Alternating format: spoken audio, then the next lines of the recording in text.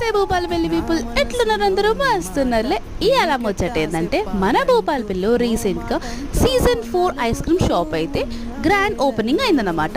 ఈ season 4 ice creams అయితే మా చిన్నప్పుడు తెగ తినేసే వాళ్ళము. మా స్కూల్ ఏజ్ అప్పుడు ఎక్కడికైనా ఫంక్షన్స్కి మ్యారేజ్కి వెళ్ళినప్పుడు అయితే ఎక్కువగా సీజన్ 4 ఐస్ క్రీమ్సే పెట్టేవాళ్ళు. అందులో మెయిన్గా వెనిలా, బటర్ స్కాచ్.